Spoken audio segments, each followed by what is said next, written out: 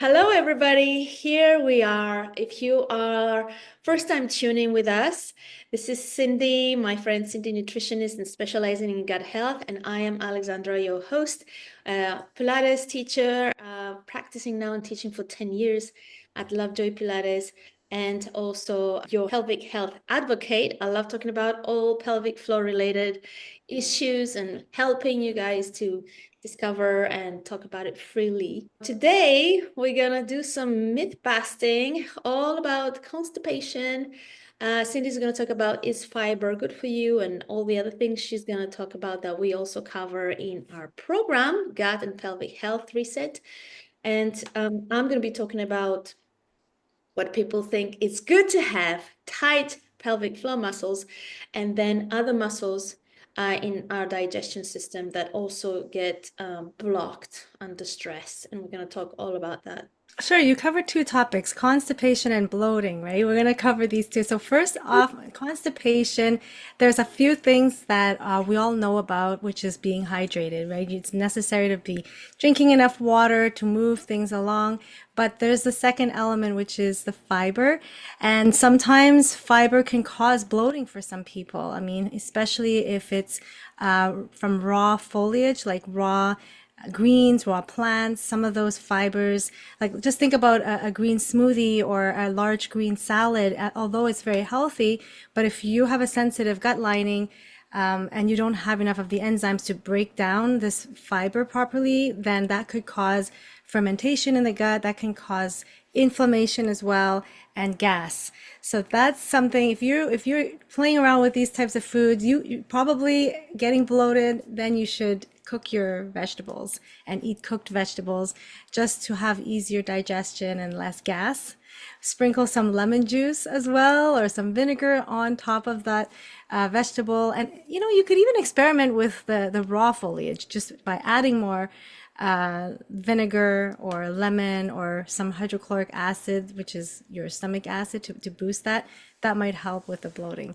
But just to say all fiber is great, I mean, it really depends on the person.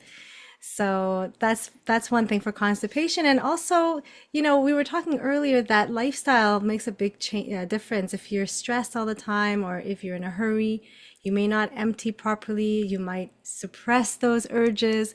And then once you suppress those muscles, then they don't react the same way later. So you kind of have to retrain them.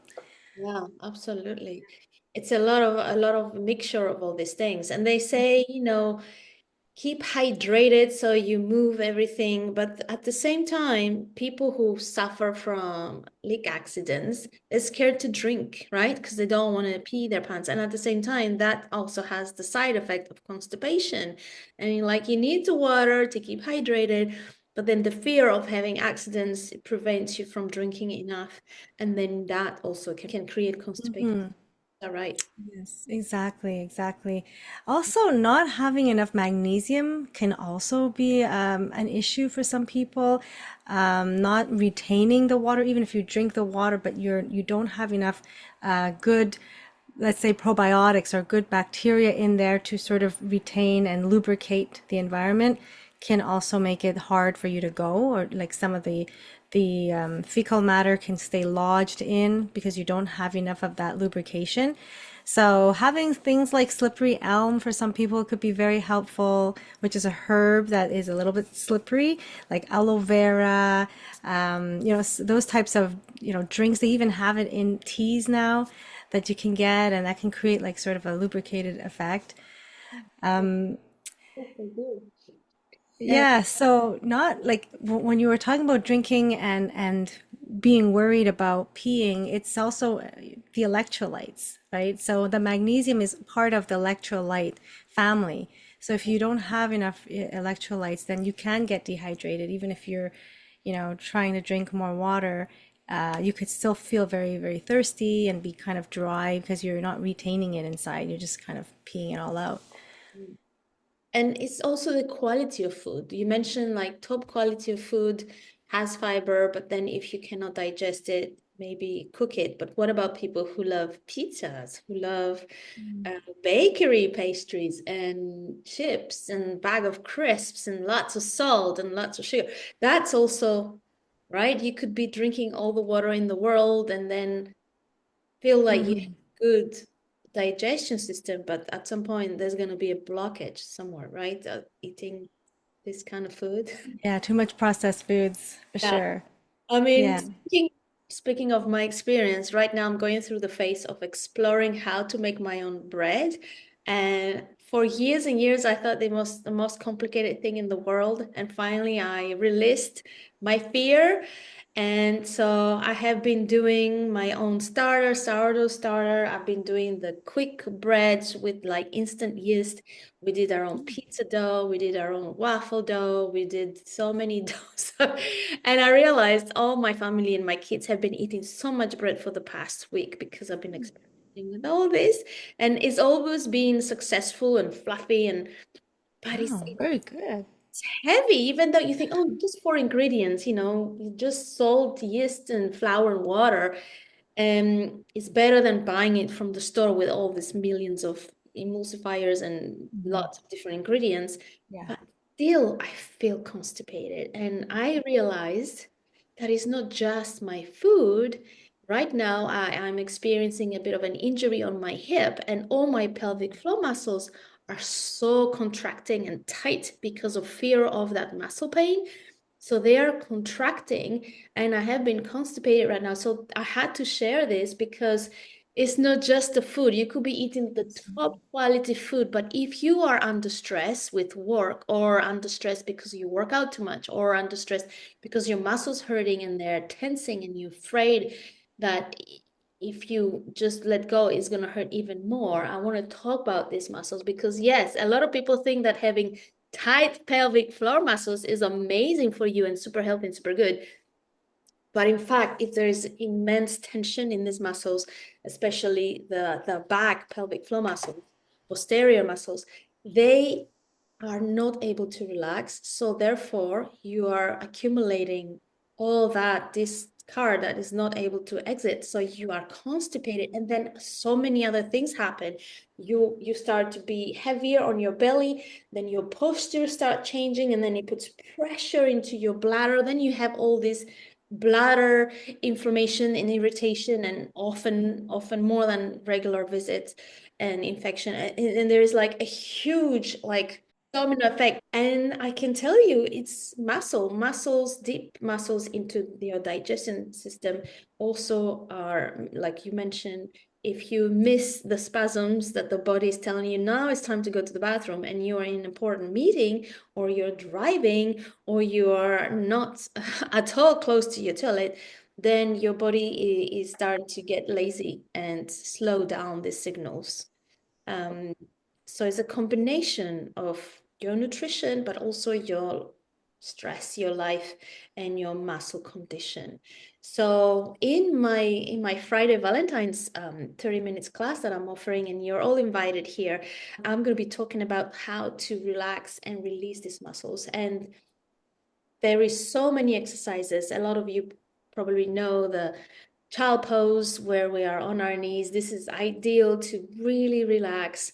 And to be honest with you guys, the way these toilets are designed these days, they're really not helping our pelvic floor muscles to release, and we're getting bloated because people think that a luxurious toilet seat should be the height of your knees, but in fact, there needs to be much lower. So I highly recommend you guys buy a Squatty Potty or somewhere to lift your feet higher so your knees come higher than your hips, and then your muscles down there are able to relax and really evacuate and have that ability to just really relax. So So stress. just going into a squatting position. Yeah, Yeah. we used to do that actually. Many years back, I went to China and I had visited some areas that were not as developed, and they still had holes in the ground. I mean, they had ceramic, they had like a ceramic coating around the hole to make it look nicer, but you had to squat. And it was surprising to me that even like older people were able to squat and get up and move around, and No. here, because they're used to it. The only place you're allowed to have a seat really high, a toilet seat, is for the disabled toilets where people are having to transfer from their wheelchair into their chair and it Yeah. has to be kind of similar height. The rest of us, we need to be as low as possible. In our bedroom toilet, I have the Squatty Potty, and it's really priceless. You can get it from Temu, from Amazon. It costs nothing, and even just using yoga blocks, to put your feet a little higher is just as Okay. good as well. Yeah. So these three things, it's yes, it could be your vegetables are raw and it's affecting your digestion and you're having gas, like you said, and lots of bloating. It could be dehydration or lack of magnesium and electrolytes. Of course, the stress of life, always in a meeting, always in a hurry, always out of the out and about. And then, like me, you could have an injury, like your muscles are having spasms and you're not able to relax, to release. And of course, your toilet seat, if it's so high that your knees are lower than your hips, your muscles they are not able to contract correctly. So I highly recommend to help your pelvic floor muscles. It's not ideal that they're always tensing and they're always tight. They need to be able to relax. And we're going to talk about this on Friday on my free class. And I talk about it too in our gut and pelvic health reset program. And there is 6 weeks of taking you step by step on how to be able to connect, to squeeze, and able to connect and release. And these two work together, it's like our arms, we need to have the triceps and the biceps. You can't just have one muscle group and not the other. Um, Same. Yes, it's an excellent program, and we also cover the hydration piece with the electrolytes, and as well as a protein-rich diet that is easy to digest and helps you with that, muscle repair and regeneration. It's interesting you talk about physical injuries because I was listening to this chiropractor talking about how if you have a lot of tension in parts of the back, the spine, there you have reduced blood flow and reduced nerve supply. So that can cause an interruption in this kind of movement in your gut, in your intestines too. Yes. And Pilates, those targeted exercises can then, help with the contraction, relaxing, Yeah. and increase blood flow. Yeah, increased blood flow, 100%. Yes. And we do that. That's why Pilates is amazing. There's exercises like rolling like a ball. There is one I've seen you talking about, the crab, and these things encourage flow and movement in that region, in that area. And Hmm. I don't think anybody ever, I don't think Joseph Pilates was conscious about it. He was working on his core, but of course, core and pelvic floor, they go together. And don't believe anyone telling you that Pilates or core and pelvic floor are two different things. Is related, it's connected, and it's very important that you guys get to work with Pilates. And should we talk about our amazing discount that we're giving for Valentine's because we like Yes, giving people and please generous? share. We have a special code, all capitals, Valentine's 30, which will give you access to 30% off into our program. And we will be delighted to see you in our private Facebook group where we update you guys with the latest and greatest. And of course, this is a program for life, right? That you can have it Yes, forever. You can do it at exactly. your own pace. And we have also the version with privates. That's half of it is covered by your Canadian health insurance. If you wish to have one-on-one with us, we offer that option as well.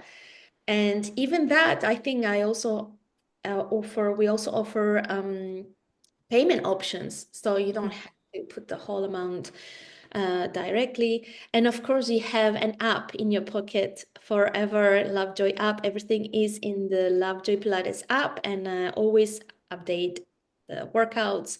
And Cindy is always updating anything new that she discovers out there in the world of nutrition. Yes, new meal plans and any tips on hormones as we're getting closer into perimenopause and postmenopause. Oh, yes, yes. Yes. So we'll be happy to see you in our gut and pelvic health reset program. And if you're still wondering what it is pelvic floor and you're not sure you want to invest, just join me in my free class this Friday for Valentine's gift for you. at 2 p.m. Eastern Time on Zoom. So everything is linked below. And I think me and Cindy are going to have a good free workshop coming up soon, right? We're going to plan something like that so you guys know. Definitely. More news What to come. gut health, right? What is, That's right. yeah, people need to know.